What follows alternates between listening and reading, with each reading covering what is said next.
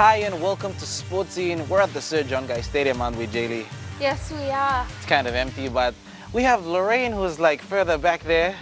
Hi, guys. It's been a huge, massive weekend of sport, and Lorraine will give us an update of one of the biggest events that happened over the weekend. That was the Hunters and the Panthers match to open the National Football Stadium. Yeah, that's right, Dion. Now, the match over the weekend was one of the biggest, if not the biggest sporting event that happened over the weekend. The SPPNG Hunters did take on the Penrith Panthers, New South Wales Cup side. Now, it was their junior development side, obviously, with big names along the likes of the Origin player, as we all know, Jamie Soward. He did have a really big influence in the team's performance. And of course, Papua New Guinea's very own Wellington Albert. Now, leading up into this match, coach of the SB Hunters, Michael Marham, did make mention that this was a trial match to obviously test the combinations. We all know that the Hunters have a lot of debutants in the team, obviously with the departure of former captain Israel Eliab, Willie Minoga, and a few others. Now, if you missed any of the action over the weekend, let's take a look at some of the highlights. To mark the opening of the formerly known Lloyd Robson Oval, now the National Football Stadium, the Penrith Panthers development team flew into Port Moresby to go head-to-head with PNG's very own SP Hunters. Among the Panthers squad was former New South Wales Origin 5'8", Jamie Soward, who was captain of the young Penrith team. Coach of the Panthers, Stephen Georgalis, was expecting a tough encounter with the Hunters, having seen them play in the Intra-Super Cup, and he knew what they were capable of. Oh, it's been a short preparation. Obviously some of the first graders have gone to Auckland for the Nines, and probably spent most of this week some of the top grade players coming down and New South Wales Cup players playing and getting to know each other. Yeah, it's been a short preparation, but we're ready to play. How many? We watched them play last year in the Queensland Cup. They're a very tough team, but they're going to be very hard here in Papua New Guinea because it's their home, it's their town, it's their country. So they'll be very passionate. I think the first 10 minutes will be very tough and very fiery. Also in the Panthers team was Papua New Guinean brothers Wellington and Stanton Albert. Unfortunately, Stanton suffered an injury and wasn't able to play. Yeah, Stanton had an operation, I think 2 weeks ago on his knee to clean it up. So, he's probably out for 1 or 2 months and he'll do his rehab. But looking forward to him getting back in the middle of the year. But older brother Wellington was keen to get on field and play against some of his teammates from the Kumals. Yeah. Pre-season training been hard.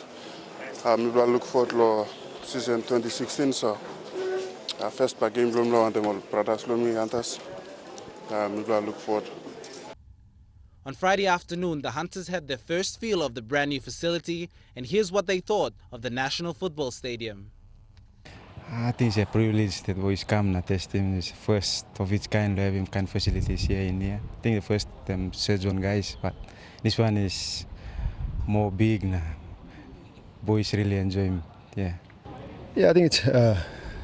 Compared to the old ground, I think it's really good. We've been playing rugby league here for the last many years, but it's good to get the upgrade and it's really good ground here. On game day, the curtain raiser to the match saw a women's rugby league game between the Magi Highway Ravens and the Porabata DCA Bulldogs. On field was EMTV's very own Mai Koime, who had a blinder of a match, scoring 3 tries to give her team the extra edge to win.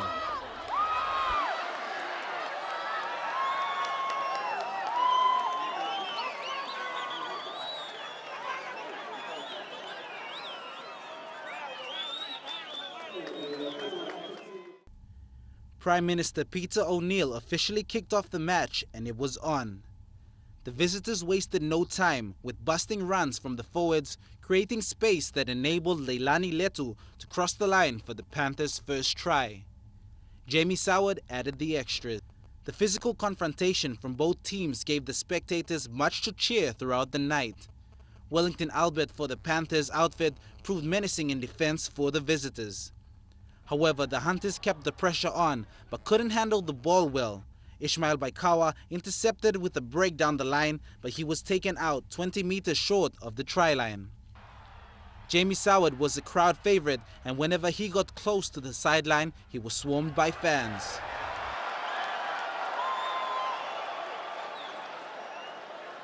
Hunters, in a desperate surge to level the scores, saw Wartovo Puara control the ruck with quick offloads, allowing the forwards to gain meters before Adex Wera bulldozed his way over the try line. But Ase Boas just couldn't add the extras. The scores were 4-6, just seconds to half-time. Jamie Soward showed his class with his trademark skip and dummy to drag defenders out before setting up the lurking Josh Hall to score a late try to extend the lead to 12 points, leaving the Hunters trailing by 4. The Hunters came out strong in the second half with 2 minutes of play, and Philemon Kimiseve scored to bring the scores up to 8.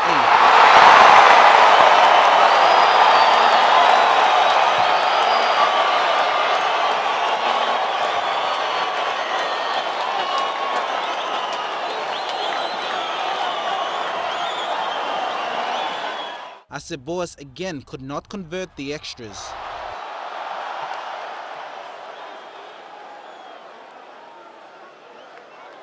The match continued with the scores at 16-8 in favor of the Panthers.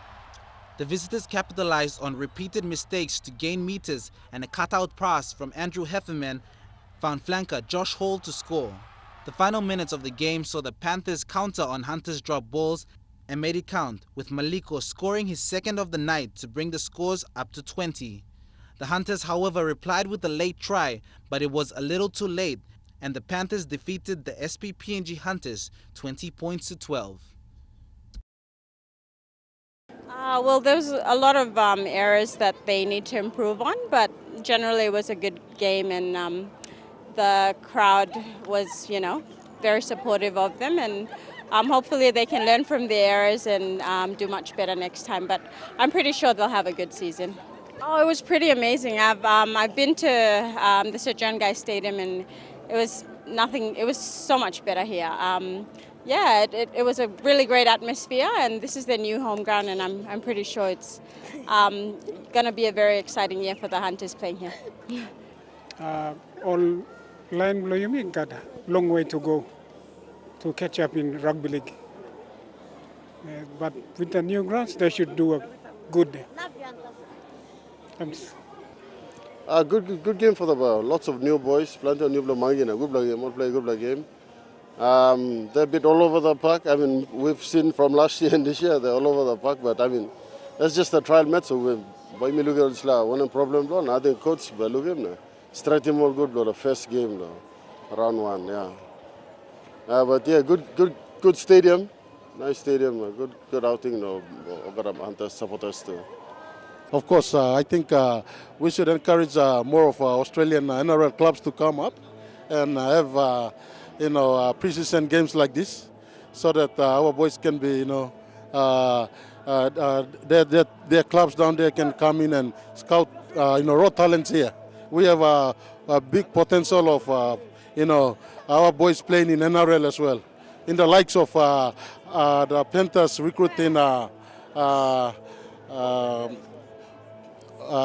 Wellington. Thank you, Penrith Panthers, for getting Wellington into NRL this year. Now the final score, of course, 20-12 in favor of the Penrith Panthers. Big ups there to Coach Michael Maram on the team's efforts over the weekend. On behalf of myself and the entire EMTV Sports crew, we do wish the team the very best of luck for this upcoming season of the Intrust Super Cup. Now we'll head out for a few short messages. Straight after this, those two somewhere over there join me back here for more on the SPPNG Hunters.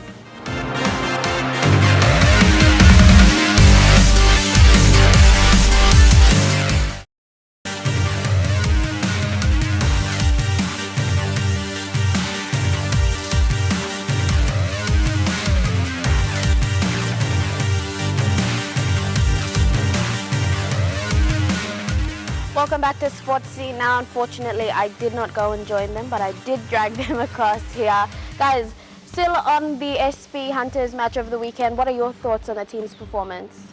I reckon the team played well, losing a couple of their players, and with the new guys coming in, Coach did mention before that to us that he wanted to use this game to test out his combinations and see how well they'll do. The Panthers team also came with their development side, which consisted of most of the New South Wales Cup, and from the Hunters playing against the Queensland Cup sides, I reckon it was a good change to have them play against some of the guys from the New South Wales Cup. So I reckon it's good preparation for them going into the 2016 season.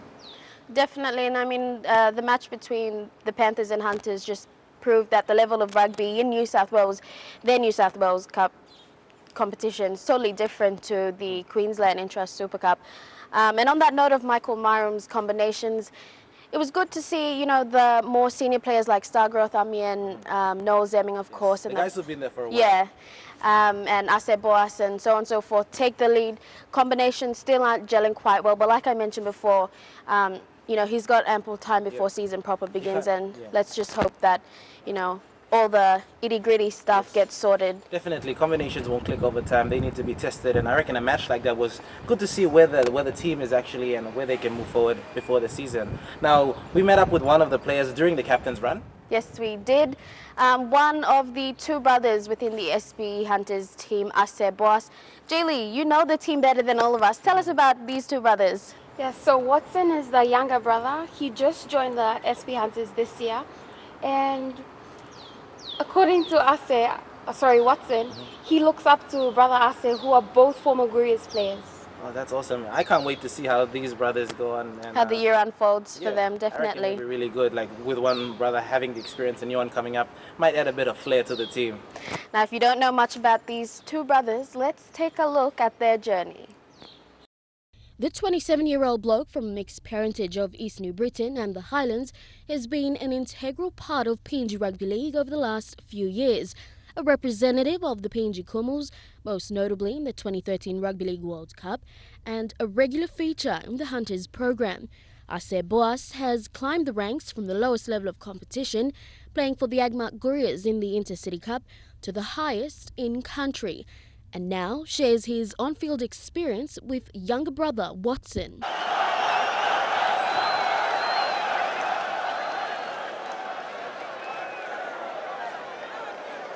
Yeah, I'm very excited, like playing against my smaller brother to win the team. Yeah, he selected this year too, and yeah, they're very excited with the new boys coming in, the old boys. So what will I say? Just bring it on 2016. Acting as a mentor to Watson, Ase also carries the weight of a senior and well-reputable hunter amongst the team of almost 7 debutants. Well, I think most of them come through the school boys level, so most of the things we line him on top there, all two tamlo, so when they are selected into the team, they fit in well. Yeah. While the weekend's match against the Penrith Panthers didn't prove to be his best performance, Boas has certainly been instrumental at the halves and will continue to do so under the stewardship of coach Michael Marum.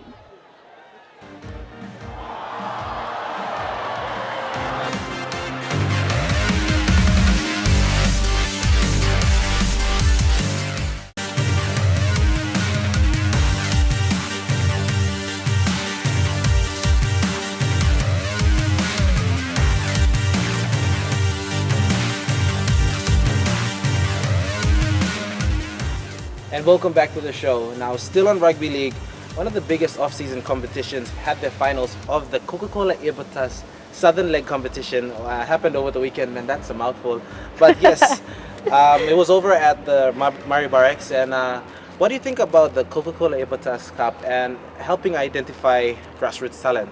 Well, coming from someone that doesn't follow the code as much, having the Coca-Cola Ebitas Cup there, although it's not sanctioned under the PNG RFL, it's definitely helped in terms of maintaining the consistency and the momentum of rugby league in the country. And through the Coca-Cola Ebitas Cup, we've identified so much talent, that have climbed through the ranks, made into the Kumals. So yeah, and that's just the southern leg of the tournament. We've still got the northern leg, and so traveling back up to the Highlands. The winner of the competition flies up now with their golden pass into Ley for the finals of the competition, where all the teams will go head to head. And Elijah Lavette has been following the southern leg, and he has all the updates, Mr. Elijah. So over to you. The two grand final playoffs saw Badili Warkos take on Vanuatu Dust in the first match. Both teams went at each other in an even battle in the first half. Badili Warkos are no strangers to the Ebitas Cup, having won a golden pass last year. This year, they made it 2 in a row. Warriors came back in the second half, trashing Vanuatu. Straight after the match, the Golden Pass was presented to Enga Governor Peter Ipatas to the winning captain. In the second grand final, 6 Mile Storms proved too strong for Deb Tigers, securing the second Golden Pass. Coca-Cola Ipatas Cup Southern Leg Chairman Simon Maima said the competition was a success and was happy with the organization and management over the past 2 weeks. I have vast knowledge in managing affairs of rugby league, so having 18 teams on board with me, it's not many teams, so I fit them into 4 days only. So it went on very well. He also acknowledged the presence of sponsor and governor for Enga, Peter Ipatas. I've been watching grand finals in Mosby since the Ipatas Cup was here. And he's here to watch the I think the grand finals, I think, is very impressed with the tournament. He's very impressed with the management. He's very impressed with how we organize the game. That's why he's here, I know.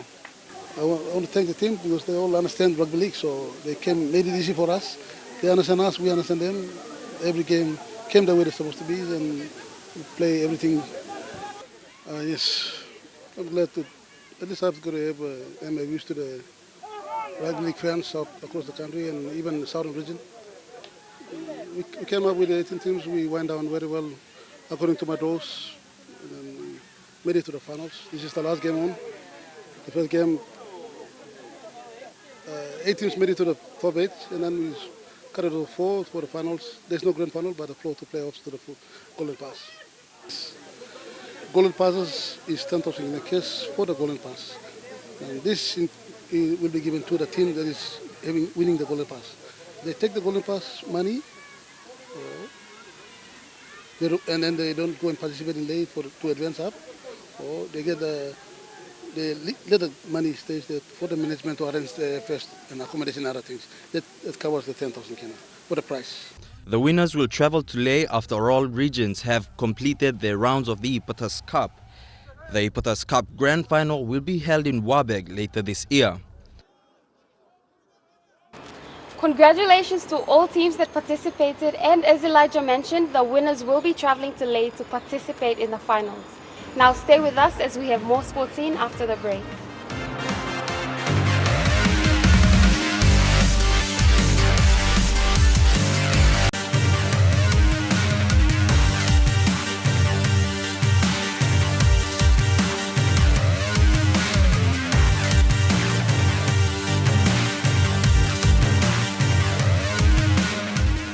And welcome back to the show. Now, before we head out from this episode of Sports Scene, here's a look at some of the stories that made headlines throughout the week and weekend. PNG's very own Kato Otio scored his first try in the New Zealand Auckland Nines on Saturday when they played against the St. George Illawarra Dragons. He'll play it quickly. Kurt Baptiste wrapping to the left-hand side. Williams a cut out. It goes wider. Kato Otio got across the line.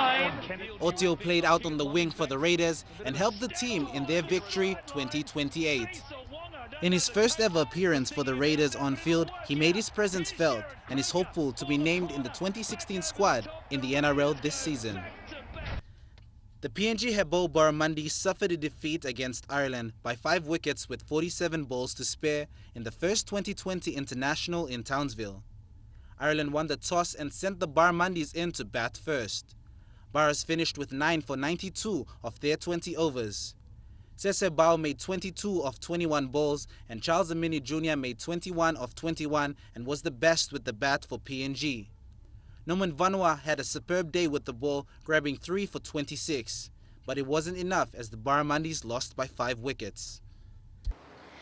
And that brings us to the end of this episode of Sports Scene. But coming up on Wednesday on Football First, Jeremy Moggi and Marco Venditti talk about the operational preparations of the local organizing committee for the FIFA Under-20 Women's World Cup that will be held right here, the Sir John Guy Stadium, in Port Moresby and many other venues around the nation's capital. All of that and more on Wednesday, 8:30 p.m. on Football First.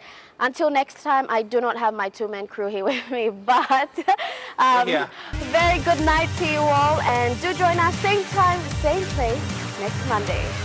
Good night.